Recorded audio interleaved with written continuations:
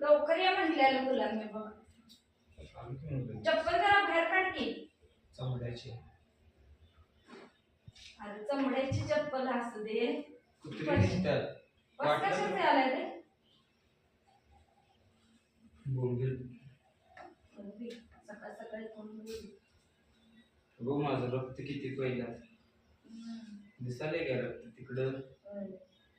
मग मच्छरदाणीचं हे करायचं ना. बायको प्यायचं तर रक्त मच्छरच प्यायला सगळं. बायको काय प्यायणार? अरे बायको आल्यावर जरा ठेव तुझं रक्त, नाही तर पाकिस्तानचं रक्त आता संपून काय करणार?